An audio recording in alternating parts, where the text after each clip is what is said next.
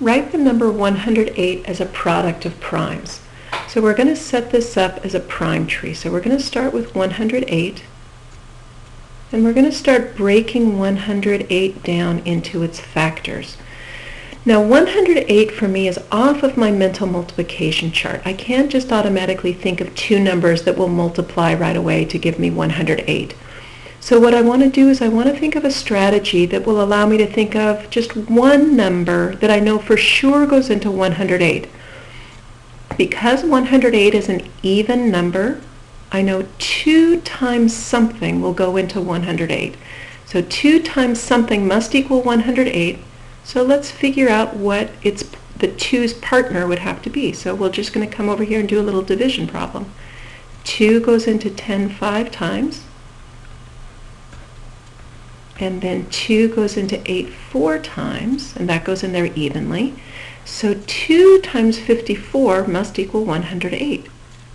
2 times 54 equals 108.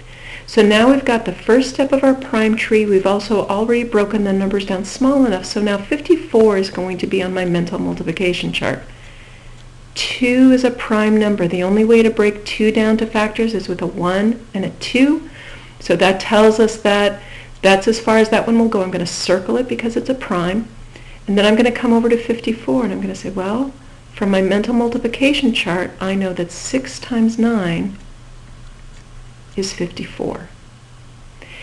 And I'm going to now check these numbers, the 6 and the 9. Well, the question we want to ask is, are they prime or are they composite? A composite number will keep breaking down.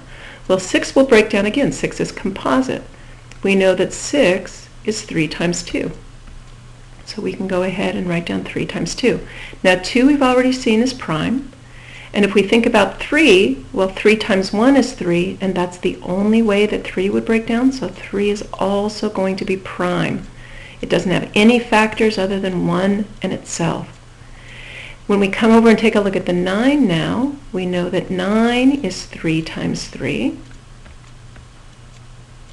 And we've already seen that 3 is prime, so we can circle that up.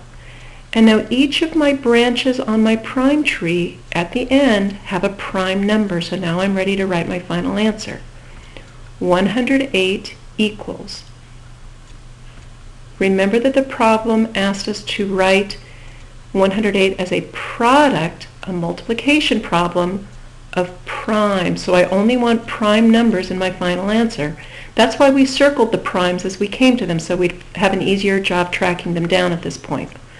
We're going to organize the primes from smallest to largest.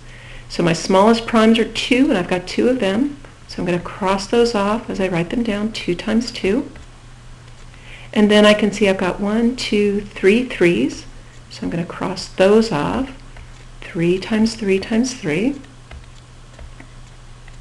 And so that would be one way of writing our final answer. And we could double check our work by multiplying all of this out, and we would see that 2 times 2 is 4, 3 times 3 times 3 is 27, 3 times 3 is 9, 9 times 3 is 27, and 4 times 27, if we multiply that out, does in fact equal 108. So we know we've got the right combination.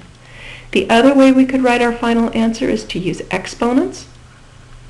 We could say that instead of writing 2 times 2, if we have 2 factors of 2, we can write that as 2 to the second power, or 2 squared, times, here we have 3 factors of 3, so we could write that as 3 to the third power. So either one of these would be possibilities for our correct answer.